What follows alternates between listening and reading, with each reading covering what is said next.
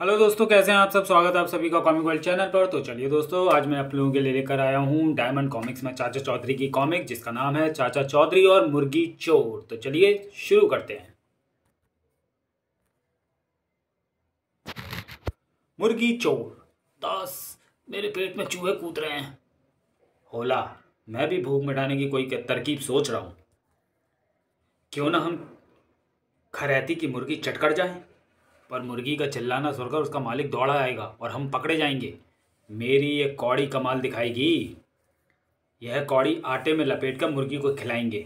कौड़ी उसके गले में अटक जाएगी और वो बोल नहीं सकेगी। वाह, क्या तरकीब निकाली है। मुर्गी आटे में लिपटी कौड़ी खाती है।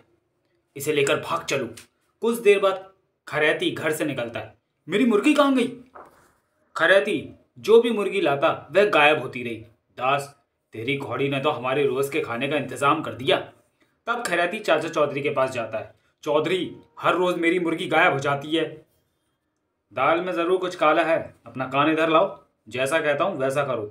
समझ गया। अगले रोज, आज की मुर्गी काफी मोटी है। देखते क्या हो, डालो कौड़ी। वह उसे खा गई। पकड़ लो उसे। भाग चलो यहां से। ये क्या, इसके पैर से रस्सी बंधी है।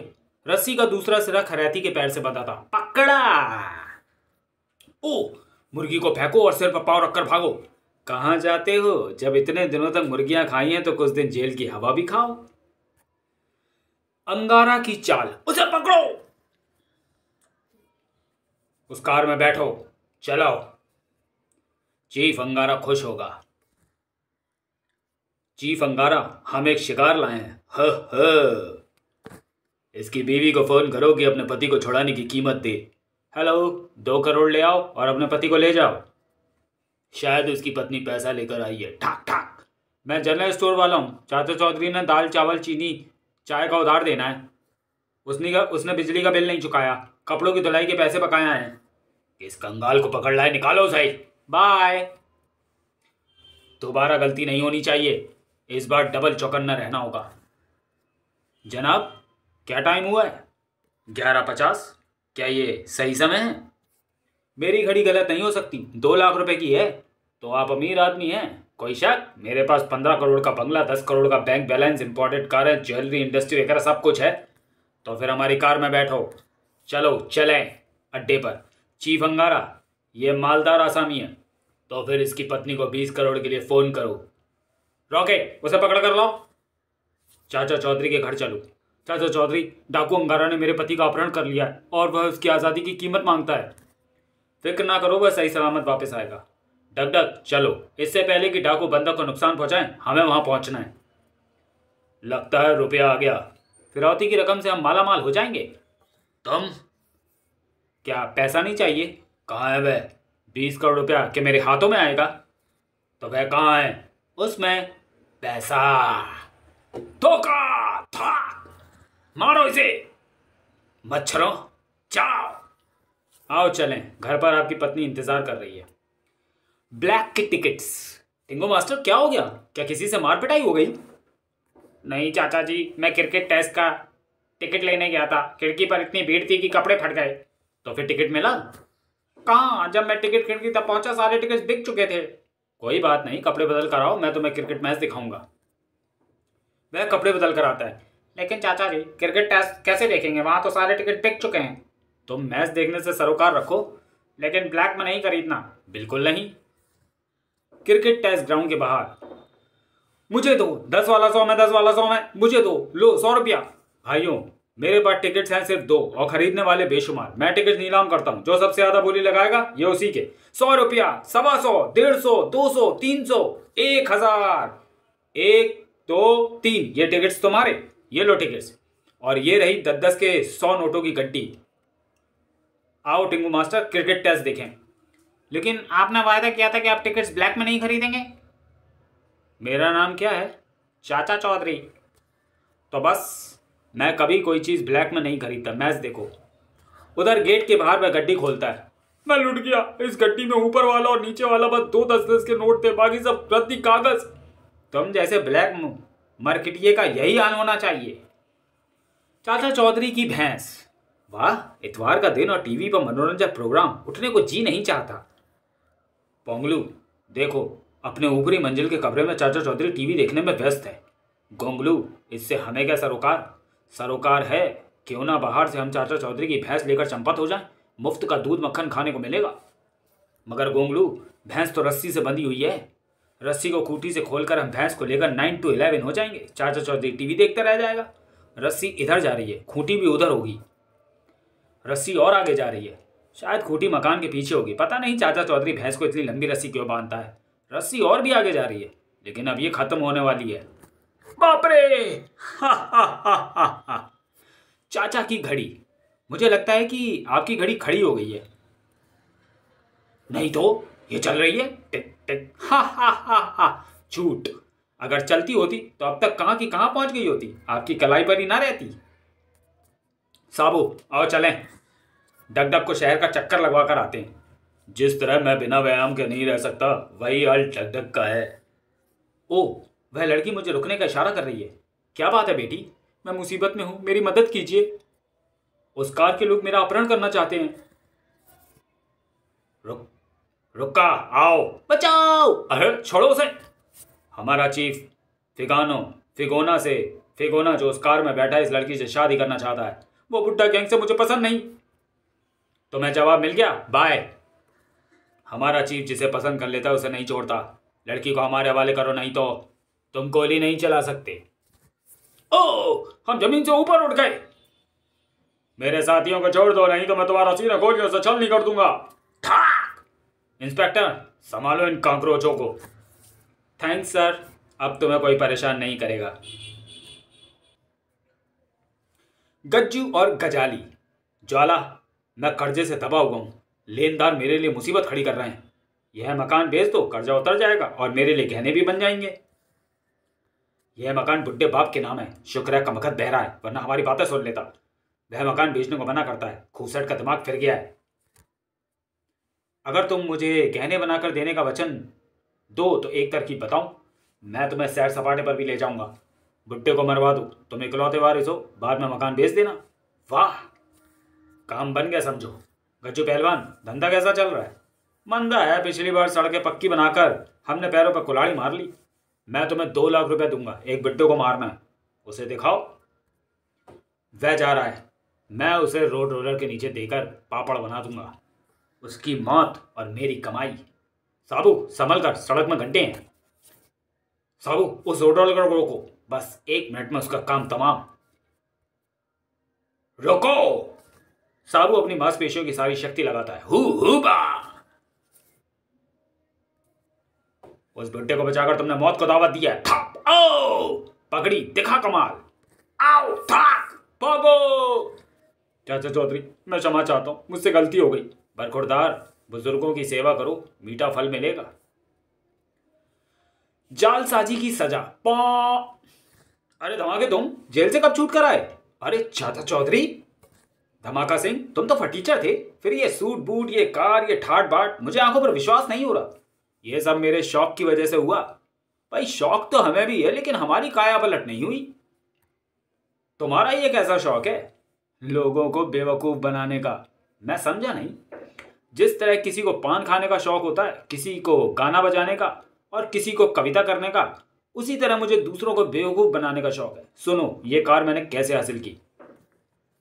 एक बार मैं कहीं जा रहा था तो एक जगह मैंने कार खड़ी देखी, मुझे ये पसंद आई। मैं कार के मालिक के पास गया। भाई साहब, क्या आप अपनी ये देसी कार मेरी नई इंपोर्टेड मर्सिडीज कार से बदलना चाहेंगे? क्यों मजाक कर रहे हो? बिल्कुल नहीं, मैंने वह कार बर्लिन में खरीदी थी। जब उसे भारत लाए तो पिताजी ने कहा कि वह कोई विदेशी चीज घर में नहीं रखेंगे, इसलिए समस्या खड़ी हो गई है। सौदा पक्का, तुम मेरी कार ले सकते हो। तुम तो मेरी कार में जा बैठे, परंतु तुम्हारी इंपोर्टेड मर्सिडीज कार कहाँ है? उसे जेब से निकाल रहा हूं। खिलौना? बात इंपोर्टेड मर्सिडीज की हुई थी, सो तुम इस पर मेड इन जर्मनी की मोहर देख सकते हो। कार के साइज का जिक्र कभी नहीं हुआ। अच्छा चलता हूं, मुझे और भी काम है।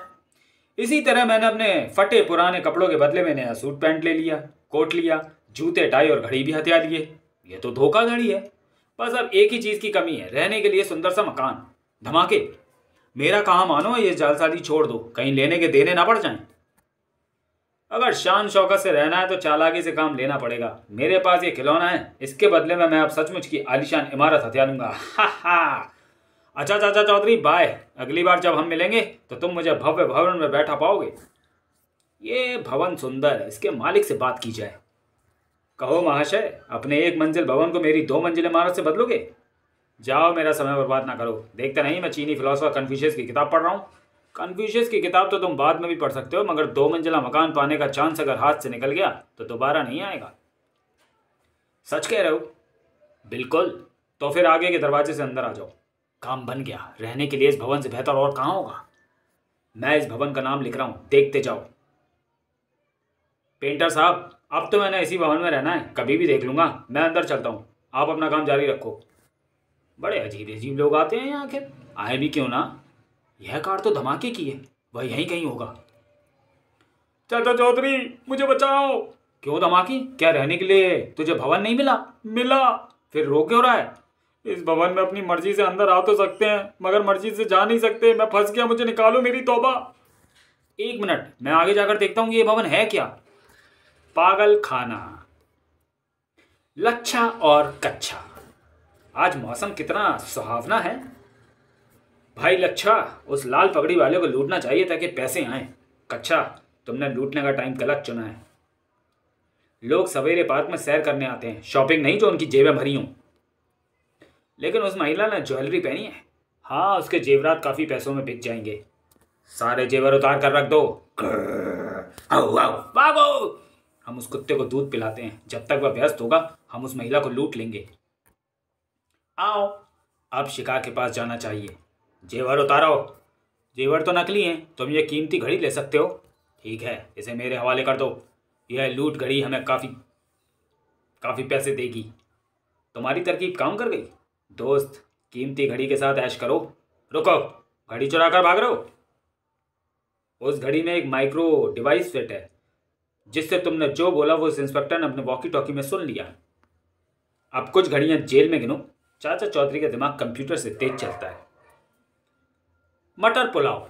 चाचा जी, मटर पुलाव खाने को दिल कर रहा है। साबू, अगर कुछ खाना है तो हमें घर की तरफ चलना चाहिए। घर चलते हैं, वहाँ तेरी चाची गरम गरम हमें मटर पुलाव बनाकर खिलाएगी। तो फिर हमें जल्दी पहुँचना चाहिए क्योंकि मुझे बड़ी भूख लगी है। लो, हम पहुँच गए। अरे भगवान, आज हमारा मटर पुलाव खाने को दिल कर रहा है। मुंह उठाया और आ गए मटर पुलाव खाने। घर में चावल का एक दाना भी नहीं है और गैस भी खत्म है। इस समय खाने को कुछ नहीं मिल सकता, समझे? लेकिन मुझे और साबू को बड़ी भूख लगी है। देखो, अगर मटर पुलाव खाना है तो 10 किलो चावल, 5 किलो हरे मटर, ईंधन और घी लाना होगा। इनमें से अगर कोई भी चीज़ ना आई तो मटर पुलाव नहीं बन सकता। चल भाई साबू, इन चीज़ों का कहीं से इंतज़ाम करें। भूख इतनी तेज़ लगी है, अगर इस समय भूख सूखे चने भी खाने को मिल जाते तो उन्हें मेवा समझता। सेठ दमकल दास। माना कि तुम्हारे दोस्त लालगनी का परिवार खाने पर आ रहा है, पर तुमने मटर पुलाव इतना बनवा लिया है जैसे कोई बारात झीमने आ रही हो।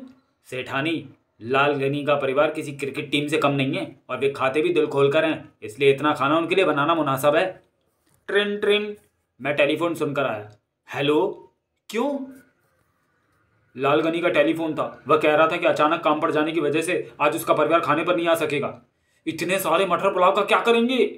खाना फेंकना ठीक नहीं, कहीं दूसरे खाने वालों को घेर कर लाता हूँ। ये 2 ही दर्जन के बराबर खाने वाले लगते हैं। महानुभावों, मेरे यहाँ स्वादिष्ट मटर पुलाव बना पड़ा है, मगर कोई खाने वाला नहीं मिल रहा। अगर आप दोनों मेरे मेहमान बने तो बड़ा एहसान होगा। ईश्वर, तेरी गजब लीला है। कहीं खाने वाले तो खाना नहीं, कहीं खाना है तो खाने वाले नहीं। चल साबू, आज सेठ जी के यहाँ ही मटर पुलाव खाया जाए। अंदर आ जाइए, मेरा साथी बाहर ही रहेगा। लो, तुम यहीं खाओ। अंदर। वाह, सचमुच स्वादिष्ट है। बाहर। आखिर ईश्वर ने सुनी ली। पासी। बशनोक, मेरी नाक में मटर पुलाव की खुशबू आ रही है।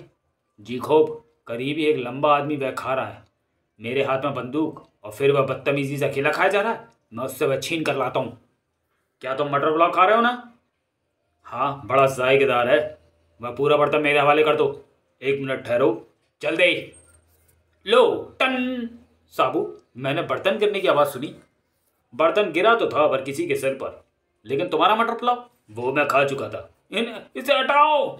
लो, बाप रे, मेरी गर्दन टूट गई। पत्रिका चोर। नई मैगजीन आई या नहीं? डाकिया लेटर बॉक्स में डाल गया होगा, मैं उसे लाता हूँ। चाची लेटर बॉक्स खाली है। अंधेर हो गया, हर हफ्ते कोई हमारी पत्रिका उड़ा ले जाता है। बिनी क्यों आसमान सिर पर उठा रखा है? हमेशा कोई उचक्का हमारे लेटर बॉक्स से मैगजीन ले उड़ता है। हो सकता है कि तुम्हारा वार्षिक चंदा समाप्त हो गया हो या फिर पोस्टमैन की पत्रिका हड़प जाता हो। नहीं, हमारा चंदा अभी बाकी है। और रहा पोस्टमैन का सवाल, वह ईमानदार व्यक्ति है। अगर ऐसी बात है तो अगली बार मैं तुम्हारा चोर पकड़ दूंगा। अब लाओ गर्मा गर्म चाय। कुछ दूर पर, रानो क्या पढ़ रहे हो? पत्रिका। क्या खरीदी है? नहीं, हर हफ्ते जो ही डाकिया चाचा चौधरी के लेटर बॉक्स में मैगजीन डालता है मैं उड़ा लेता हूँ, लेकिन वहाँ तो ताला लगा होता है। मेरे पास मास्टर की यानी सब तालों की चाबी है। मैं चेतावनी देता हूँ कि कभी तू पकड़ा जाएगा। अगले सप्ताह। आज पत्रिका आने का दिन है, अगर ऐसे लेटे रहे तो फिर चोर पकड़ लिया। भाग्यवान, तुम्हें आम खाने से मतलब है या पेड़ गिरने से? तभी हेल्प, आई एम डाइंग। पकड़ा, आओ बिच्छू ने काट लिया। ये रहा पत्रिका चोर। पर तुमने इसे पकड़ा कैसे? मैंने एक बिच्छू पकड़कर लेटर बॉक्स में डाल दिया था। जब पोस्टमैन पत्रिका लेटर बॉक्स में डालता है तो उसका हाथ बाहर रहता है, इसलिए इसने उसे नहीं काटा। लेकिन जब कोई चीज निकालता है तो उसे हाथ अंदर डालना पड़ता है, इसलिए चोर ने पत्रिका के लिए जो ही हाथ लेटर बॉक्स के अंदर डाला, बिच्छू ने उसे काट लिया। पिक्सी, रानी साहिबा आ गई हैं। काफी देर से आई हैं। वह पिक्सी को सैर कराने गई थी। रामदीन, क्या चाय और टोस्ट तैयार हैं? हाँ रानी साहिबा। दार्जिलिंग की स्पेशल चाय, मक्खन, टोस्ट, कटलेट्स और बिस्किट लेकर मुझे जल्दी पहुंचना चाहिए। मेरी आज ही नौकरी लगी, अगर देर हो गई तो रानी साहिबा कहीं मुझे बर्खास्त ना कर दे। पिक्सी, लो पियो। हैं, मैं समझा था कि चाय और बिस्किट रानी साहिबा ने अपने लिए मंगवाए, मगर वह तो उन्हें कुत्ते को खिला रही हैं। तुम यहाँ नए हो ना, इसलिए तुम्हें हैरानी हो रही है। रानी साहिबा को पिक्सी बहुत प्रिय है, इसलिए वह उसे वही खिलाती हैं जो वो खुद खाती हैं। यही नहीं, वह उसे क्लब और सैर सपाटे पर भी ले जाती हैं। मगर एक कुत्ते को खिलाना ही है तो उसके लिए खाना ज़मीन पर डाल दो, डाइनिंग टेबल पर अपने साथ बैठाने की क्या ज़रूरत है? ज़रूरत है, क्योंकि जब से इनके पति की मृत्यु हुई है, यह पिक्सी ही रानी साहिबा की एकांत जिंदगी का साथी है। इनकी कोई औलाद नहीं है। क्या रानी साहिबा का और कोई रिश्तेदार नहीं है? सिर्फ एक आवारा और अय्याश भाई बक्कू है, जो शहर के दूसरे इलाके में रहता है। वह यहाँ तब आता है जब उसे पैसों की ज़रूरत होती है। बक्कू, बहन, इस बदतमीज पिल्ले को नीचे उतारो। इसको तुमने बहुत सिर चढ़ा रखा है। ये मुझे देखते ही भौंकने लगता है। भाव भाव। पिक्सी, शांत हो जाओ। बक्कू, अब कितने पैसों की जरूरत पड़ गई? तुम कैसे समझ गई कि मैं पैसों के लिए आया हूँ? बहन भाई को ना समझे, ये कैसे हो सकता है? ये लो 10,000 और जाओ। जब तक तुम यहाँ रहोगे पिक्सी का मिजाज बिगड़ा रहेगा। बहन, तुम सचमुच अक्लमंद हो। मुझे बार बार यहाँ आकर मांगना अच्छा नहीं लगता। तुम क्यों नहीं ये सारी जायदाद मेरे नाम वसीयत कर देती? आखिर तुम्हारे मरने के बाद सारा पैसा मुझे मिलने ही वाला है, और कोई है ही नहीं जो इतनी संपत्ति का वारिस बने। क्यों, क्या पिक्सी नहीं है? क्या पागल हो गई हो? कोई कुत्ते के नाम जायदाद वसीयत करता है? लालची और मतलब परस्त इंसानों से वफादार कुत्ते बेहतर हैं। मैं देख लूंगा कि तुम कैसे एक आवारा पिल्ले के नाम वसीयत करती हो। पिक्सी, रात हो गई, मीठे सपनों की नींद सो जाओ। हे भगवान, अगले जन्म मुझे कुत्ता बनाना। ओह, आधी रात को बर्फीली हवाएं चल रही हैं। सुबह हो गई, देखो पिक्सी उठ गया कि अभी तक सो रहा है। पिक्सी! पिक्सी अपने कमरे में नहीं है। महल का कोना कोना देखो और उसे ढूंढ कर लाओ। पर्दे के पीछे नहीं है, बेड के नीचे भी नहीं है। रानी साहिबा, महल के अंदर और बाहर दूर दूर तक देखा है, मगर पिक्सी का कहीं पता नहीं चला। जब तक मेरा पिक्सी नहीं मिलेगा मैं ना कुछ खाऊंगी ना पीऊंगी। Hello police! बक्कू, तुम्हें मेरे साथ चलना होगा। क्यों इंस्पेक्टर साहब? यह पुलिस स्टेशन चलकर बताएंगे। रानी साहिबा, अगर आपकी इजाज़त हो तो पिक्सी को ढूंढने का काम चाचा चौधरी को सौंपा जाए। कहते हैं उस आदमी का दिमाग कंप्यूटर से भी तेज चलता है। कुछ भी करो, मुझे मेरा पिक्सी चाहिए। चाचा जी, मैं देख रहा हूँ कि कोई हमारी तरफ आ रहा है। किसी समस्या में उलझा होगा। रामदीन, आगे बोलो। चाचा जी, एक कुत्ते को ढूंढना है। लो, अब हमारी औकात कुत्ते बिल्लियों तक रह गई है? नहीं चाचा जी, उस कुत्ते के साथ हमारी रानी साहिबा की जिंदगी टिकी हुई है। वह कुत्ता अगर ना मिला तो रानी साहिबा भूखी प्यासी मर जाएंगी। रामदीन, आगे बोलो। पिक्सी कुत्ता हमारी मालकिन को इतना प्रिय था कि वह करोड़ों की जायदाद उसके नाम पर वसीयत लिखने को तैयार हो गई। कल रात को वह कुत्ता अचानक गायब हो गया। पुलिस ने रानी साहिबा के आवारा भाई बक्कू को पकड़ लिया। बक्कू का नाम सुना है। रामदीन, आओ चलें। चाचा जी, क्या मैं भी आऊँ? नहीं साबू, कुत्ता ढूंढना है, किसी शेर से लड़ाई नहीं करनी। क्या हम गलत रास्ते नहीं जा रहे हैं? इधर तो पुलिस स्टेशन है। मैं ठीक रास्ते जा रहा हूँ। पहले मुझे एक निर्दोष आदमी को छुड़ाना है। आइए चाचा जी, आज इधर कैसे? इंस्पेक्टर साहब, मैं रानी साहिबा के कुत्ते के सिलसिले में आया हूँ। बड़ा सीधा सा केस है। रानी साहिबा उस कुत्ते को अपनी जायदाद का वारिस बनाना चाहती थी। रानी साहिबा के आवारा भाई बक्कू ने उस कुत्ते का अपहरण कर उसे मार दिया, ताकि रानी साहिबा की मौत के बाद बक्कू अकेले करोड़ों की जायदाद का वारिस बन सके। बक्कू कहाँ है? हवालात में। चलिए मैं आपको मिलवा दूँ। इंस्पेक्टर साहब, मैं बक्कू की जमानत देता हूँ। आप पछताएंगे। मैं जैसा कहता हूँ वैसा करिए। जाओ, तुम आज़ाद हो। रानी साहिबा, गमगीन मत होइए। जहाँ आपने कुत्ते को आखिरी बार देखा था वहाँ ले चलिए। क्या नाम बताया था उसका? पिक्सी। चौधरी साहब, मैंने पिक्सी को आखिरी बार यहाँ सुलाया था। रसोई घर से एक मटन की हड्डी मंगवा दीजिए। हम कुत्ते को वहाँ यहाँ तलाश चुके हैं। जब वह यहाँ नहीं है तो हड्डी कौन खाएगा? जैसा कहता हूँ वैसा करो। लीजिए, ये रही हड्डी। पिक्सी। रामदीन, तुम तो कहते थे इस आदमी का दिमाग कंप्यूटर से तेज है, मुझे तो ये कोई बावला नजर आता है। पिक्सी। रानी साहिबा, वह आदमी अपने काम में कभी फेल नहीं हुआ। पिक्सी। भौं भौं भौं भौं। रानी साहिबा, संभालिए अपने कुत्ते को। रात को बर्फीला तूफान आया था। ठंडी हवाएं खिड़की के टूटे शीशे से होकर अंदर आती रहीं। पतली चादर में कुत्ता ठिठुर गया और दूर पड़ी रजाइयों में जा छिपा और देर तक सोता रहा। नौकरों ने सारे कोने तलाश लिए मगर रजाइयां उठाकर नहीं देखी। हड्डी की खुशबू कुत्ते के नथनों में पहुंचते ही वह उछल कर आ गया। चाचा जी, मेरी एक जिज्ञासा दूर करते जाइए। आपको कैसे पता चला कि बक्कू निर्दोष है? तुलसी पनवाड़ी ने मुझे सुबह बता दिया था कि बक्कू सारी रात उसके यहाँ बैठा ताश खेलता रहा। एक आदमी एक समय में दो जगह तो हो ही नहीं सकता। रानी शैनीब, दूर एक टापू कोलामशर में। मुझे कहाँ ले जा रहे हो? मैं रानी शैनीब का पति हूं। कभी थे। नौजवान, रानी शैनीब ने तुमसे शादी की, तुम्हें राज की आराम और वैभव दिए, मगर अब रानी तुमसे ऊब गई है, इसलिए हमेशा के लिए छुटकारा पाने के लिए तुम्हें ले जाया जा रहा है। तुम्हें ईश्वर का शुक्रगुजार होना चाहिए कि तुम एक शाही मौत मर रहे हो। ऐसी मौत बहुत कम लोगों को नसीब होती है। कोलामशर की रानी शैनीब, मंत्रे, अब तक कितने आदमी मुझसे शादी करके मर चुके हैं? महारानी, राजकीय आंकड़ों के अनुसार अब तक 24 आदमी ये श्रेय प्राप्त कर चुके हैं। अब मैं नई शादी करना चाहती हूँ। विश्व के प्रसिद्ध व्यक्तियों के नाम इस किताब में दर्ज हैं, आप जिसे चाहें चुन लें। इस पृष्ठ पर चाचा चौधरी और साबू के नाम दिए हैं, क्योंकि ये दोनों अक्सर इकट्ठे रहते हैं। चाचा चौधरी बुद्धिमानी के लिए और साबू ताकत के लिए मशहूर है। शोक, उन दोनों को पकड़ कर लाओ। देखने के बाद मैं चुनाव करूंगी कि किससे शादी की जाए। उधर, आहा, पता नहीं इस छोटी शीशी के अंदर क्या है। अरे साबू, उस शीशी को छोड़ दो। मेरे साइंसदान दोस्त प्रोफेसर जेड ने एक अद्भुत इत्र का आविष्कार किया है। इस शीशी में वो भरा है।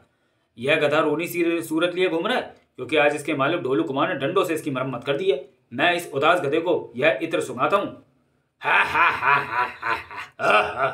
इस इत्र की सुगंध नाड़ी द्वारा हमारे मस्तिष्क के उस हिस्से को क्रियाशील कर देती है जिसका संबंध हंसने से है।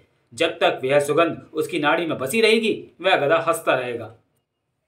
चाचा चौधरी, हमारे टापू कोलामशर के ये फल खाइए, आपको स्वादिष्ट लगेंगे। इस फल का अजीब स्वाद है, जैसा पहले कभी न चखा हो, पर है मज़ेदार। दोनों बेहोश हो गए। दोनों को बांध कर कोलामशर ले चलो। हेलीकॉप्टर तेज नहीं उड़ा सकता क्योंकि लंबा आदमी काफ़ी भारी है। रानी शैनीब शादी के लिए पता नहीं कैसे कैसे अजीब आदमियों को चुनती है। होश आने पर दोनों में से छोटा आदमी तीक्ष्ण बुद्धि वाला और तजुर्बेकार लगता है। इस बार मैं इस आदमी से शादी करूंगी क्योंकि यह अकल में दूसरों से श्रेष्ठ है। हमें धोखे से यहाँ लाया गया है, पर तुम्हें अपने भाग्य को सराहना चाहिए क्योंकि तुम मेरे 25वें पति होने जा रहे हो। शादी के बाद तुम्हें सब शान और शौकत मिलेगी जो एक राजा को मिलती है, और जब रानी का दिल ऊब जाएगा तो मुझे मार डाला जाएगा। जैसे खिलौने से दिल भर जाने के बाद बच्चा उन्हें तोड़ डालता है। ऐसी मौत पाने के लिए कई नौजवान ललायत रहते हैं। रानी शैनीब, शादी पर मेरी तरफ से इत्र का यह तोहफा कबूल करो। सचमुच तुम अक्लमंद हो। आहा, इस इत्र की भीनी भीनी सुगंध मेरे दिल और दिमाग पर छा गई है। ये नहीं,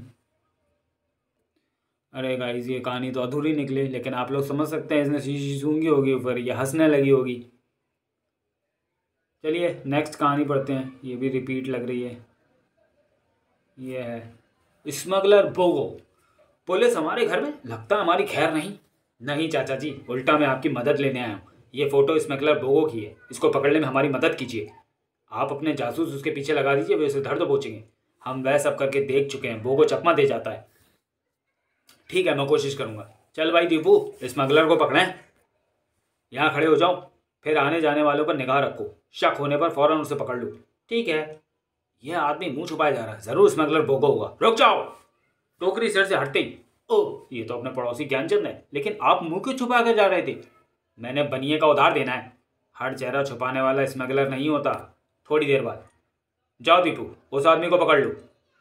मगर उसकी शक्ल अपराधी से नहीं मिलती। जो कहता हूं वही करो। रुक जाओ और तलाशी दो। जो ही कुर्ते को उठाकर देखते हैं तो पेट के साथ बोरी बांध रखी है। दीपू बोरी खोलो, इसमें ढेर सारी घड़ियां निकली, सारी इंपोर्टेड। लड़के तुमने जो कुछ किया उसके लिए तुम्हें कीमत चुकानी होगी। तभी पीछे से धड़ाक, आओ, उसकी दाढ़ी मूछ गिर पड़ती है। ये तो स्मगलर भोगो है। इंस्पेक्टर साहब अपना अपराधी संभालिए। मैं हैरान था कि दुबले पतले आदमी का पेट मोटा कैसे हो सकता है। तो चलिए दोस्तों, वीडियो को यहीं समाप्त करते हैं और मिलते हैं चाचा चौधरी सीरीज की किसी अगली कॉमिक्स में अगले वीडियो में। तब तक के लिए धन्यवाद।